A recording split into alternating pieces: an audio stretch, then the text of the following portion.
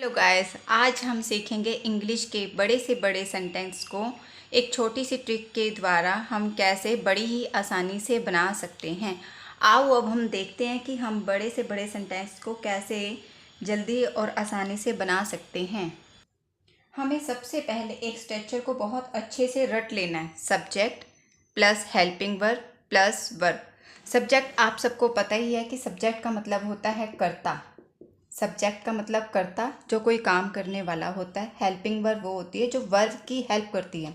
अब जैसे हमारी वर्ब होती है रोना, हंसना, गाना, दौड़ना, इनकी जो हेल्प करते हैं, जिससे हमें ये पता चलता है कि ये काम फ्यूचर में हुआ है या प्रेजेंट में हुआ है या पास्ट में हुआ है। वो हमें इन चीज़ों से पता चलता है कि जो हेल्पिंग वर्ब होती है उससे पता चलता है कि ये काम का टाइम पीरियड कौन सा है।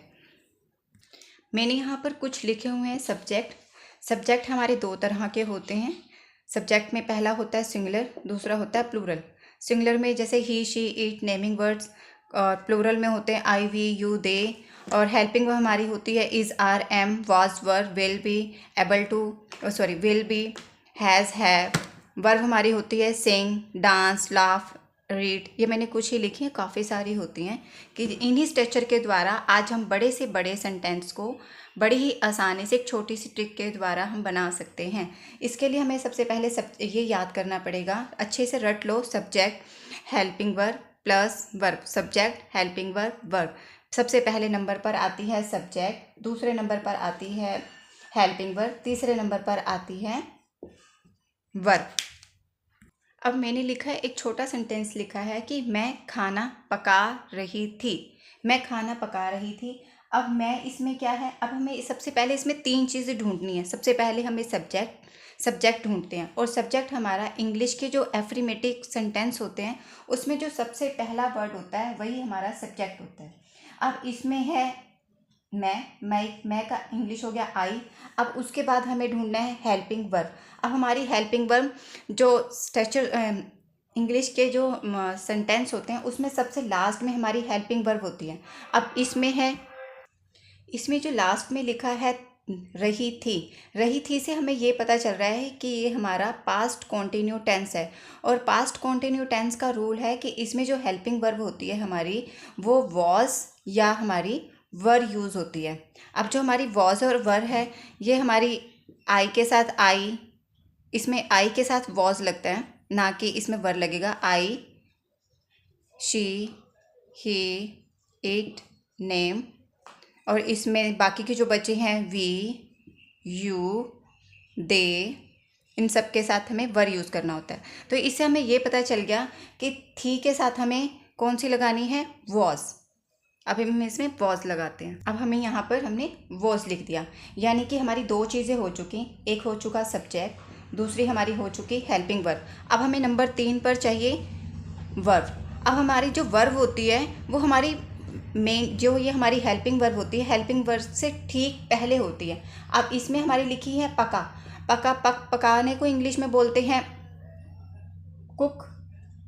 तो यहाँ पे हमारी आ गई नंबर 3 पर हमारी आ गई आई वॉज कुक। अब इसके साथ ING लगाना पड़ेगा कि जब भी हमारे किसी सेंटेंस के अंदर रहा, रही, रहे आते हैं तो उसके लिए हम वर्ब के साथ ING यूज़ करते हैं। यानी कि हमारी कुक है, हमारी यहाँ पे मेन वर्ब है, इसके साथ हमें हेल्पिंग वर्ब यूज़ करनी पड़ेगी। तो ये बन गया cooking. I was cooking, I was cooking. अब हमारा प्रॉपर सेंटेंस बन चुका है, आई वॉज कुकिंग। जो हमें तीन चीज़ें चाहिए थी, सब्जेक्ट, हेल्पिंग वर्ब और कुकिंग, हमारा हो गया main verb. I was cooking, कि मैं पका रही थी। अभी हमने ये नहीं लिखा कि हम क्या पका रहे थे, मैं पका रही थी। इसके बाद जो भी हमारे सेंटेंस के अंदर बाकी की चीज़ बचती है वो हमारी होती है ऑब्जेक्ट। जितनी भी होती है, बस ये तीन चीज़ें मेन होती हैं, सब्जेक्ट, हेल्पिंग वर्ब, वर्ब। इसको लिखने के बाद जो भी हमारे सेंटेंस में बच जाता है उसे हम कहते हैं ऑब्जेक्ट। ऑब्जेक्ट हमारी 4 नंबर पर आ जाएगी। यहाँ पर हमारी 4 नंबर पर आ जाएगी खाने को इंग्लिश में बोलेंगे फूड। यहाँ पे हमने लिख दिया फूड। तो हमारा सेंटेंस बन गया आई वॉज कुकिंग फूड। अब देखा हमने कितनी बड़ी आसानी से एक छोटे से स्ट्रक्चर के साथ मैं खाना पका रही थी, हमने बना दिया आई वॉज कुकिंग फूड। अब हम इसी सेंटेंस को थोड़ा और बड़ा करके देखते हैं। मैंने यहाँ पर लिखा, थोड़ा सा सेंटेंस को बड़ा किया। मैं खाना मम्मी के साथ छत पर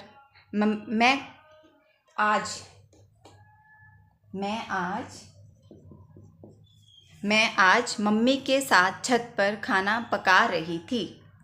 अब हमें फिर इसमें वही 3 चीज़ें ढूंढनी हैं, सब्जेक्ट, हेल्पिंग वर्ब और वर्ब। अब हमें पता है कि मैं के लिए लगेगा आई।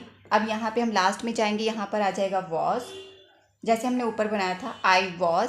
पकाने के लिए इंग्लिश में लिखेंगे कुक, कुक के साथ ING यूज़ करेंगे। अब हमारी ये 3 चीज़ें हो चुकी, आई वॉज कुकिंग फूड। हमारा जो बाकी की जो सारी चीज़ें बच चुकी हैं यहाँ से लेके यहाँ तक, ये सारी हमारी ऑब्जेक्ट हैं, यानी 4th नंबर पे हमें ऑब्जेक्ट की यूज़ करनी पड़ती है।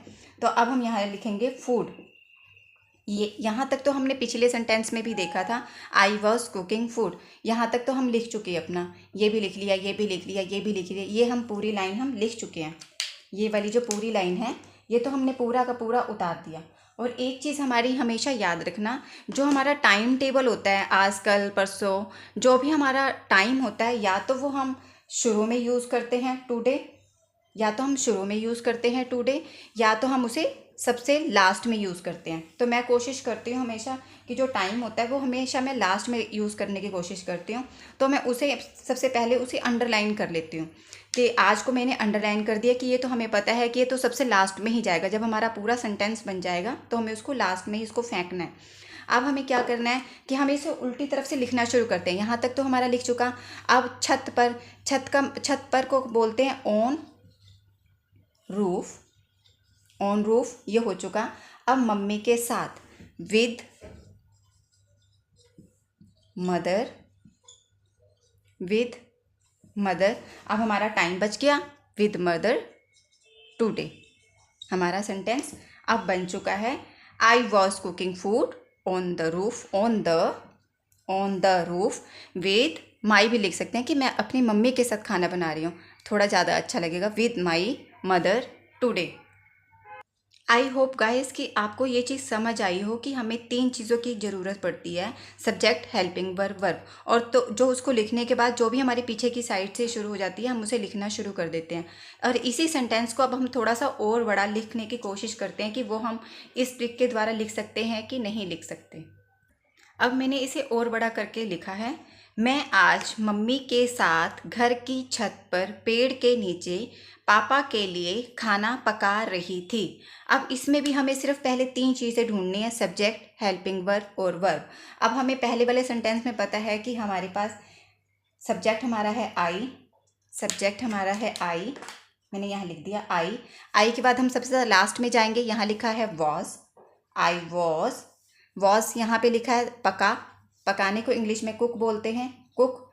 ING लगा, मैंने आपको पहले बताया था ING किस लिए लगा, आई वॉज कुकिंग, खाने के लिए हम लिखेंगे food, I was cooking food. अब हम पीछे से उल्टा चलना शुरू कर देते हैं। अब हमने लिखा पापा के लिए, I was cooking food for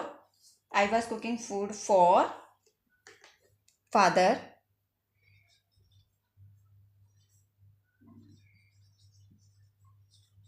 I was cooking for father. अब लिखा है नीचे पेड़ के नीचे। अब ये पूरा लेंगे हम, जैसे हमने यहाँ लिया पापा के लिए, और यहाँ पूरा लिख दिया कि फॉर फादर। अब यहाँ लिखा है पेड़ के नीचे, पेड़ के नीचे को इंग्लिश में बोलते हैं under the tree, under the tree. अब अंडर द ट्री हो गया। उसके बाद लिखा है छत पर इंग्लिश में बोलेंगे ऑन द रूफ, ऑन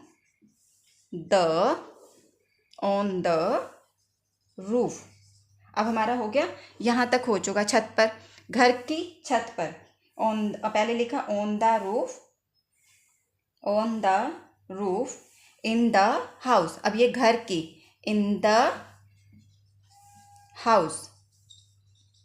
अब हमने लिखा इन द हाउस के बाद लिखा है किसके साथ हम खाना पका रहे थे, मम्मी के साथ।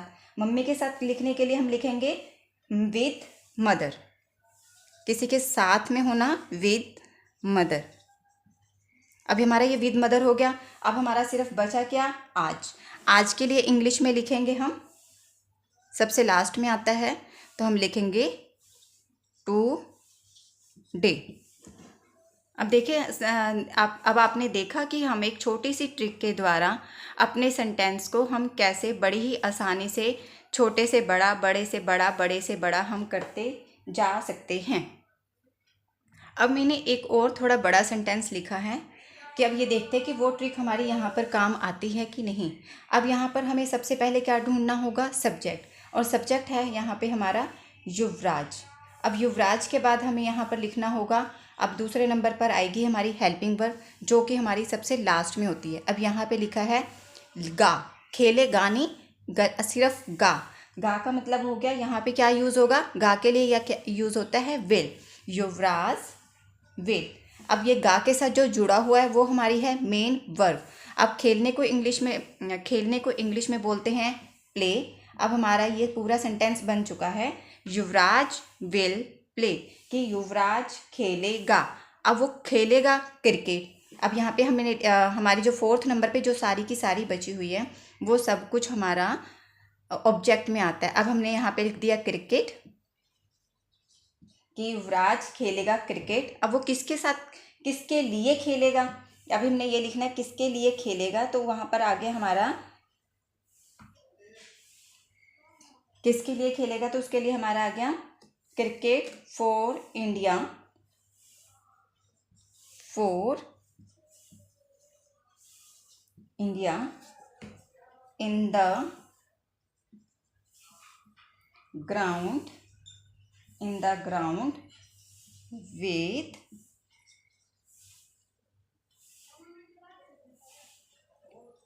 Sachin on Monday। अब यहाँ पे हमने ऑन किस लिए लगाया, क्योंकि संडे मंडे के साथ जब भी हम लिखते हैं तो उसके साथ हमें ऑन लगाना पड़ता है। तो अब आई होप कि आपको समझ आया हो कि कैसे हम एक छोटी से स्ट्रक्चर के द्वारा हम ये सीख सकते हैं कि बड़े से बड़ा सेंटेंस कैसे बनाया जाता है। इसके लिए हमें सबसे पहले ये याद करना पड़ेगा, सब्जेक्ट, हेल्पिंग वर्ब, वर्ब। इसे याद करने के बाद हम कोई भी सेंटेंस हो, हम दुनिया का कोई भी सेंटेंस हो, हम उसे बनाने की कोशिश तो कर ही सकते हैं ना, कि हम किस तरह से हम कैसे बना सकते हैं इसे। अब जैसे जैसे कि मैंने लिखा, रवि कल घर में भाई के साथ मम्मी के सामने मोबाइल नहीं चला रहा था। अभी काफ़ी बड़ा सेंटेंस है, उसके लिए हमें सिर्फ इसमें 3 चीज़ें ढूंढनी है कि रवि क्या कर रहा था, रवि मोबाइल नहीं चला रहा था। रवि क्या है, इसमें सब्जेक्ट है। उसके बाद हमें क्या ढूंढनी है, हेल्पिंग वर्ब ढूंढनी है। हेल्पिंग वर्ब के बाद हमें क्या ढूंढना है, इसके अंदर मेन वर्ब ढूंढनी है। मेन वर्ब लिखने के बाद जो भी हमारा सेंटेंस जितना भी बड़ा हो उसको वैसे ही का वैसे ऑन द स्पॉट उसको वैसे ही का वैसे टेक दो। आई होप गाइस कि शायद मैं आपको समझाने में कामयाब हुई हूँ कि हम बड़े बड़े सेंटेंस को हिंदी से इंग्लिश में कैसे ट्रांसलेट कर सकते हैं। आई होप गाइस को आपको मेरी वीडियो अच्छी लगी हो। अगर आपको थोड़ी सी भी अच्छी लगी हो तो प्लीज़ लाइक सब्सक्राइब करना ना भूलें। Thank you.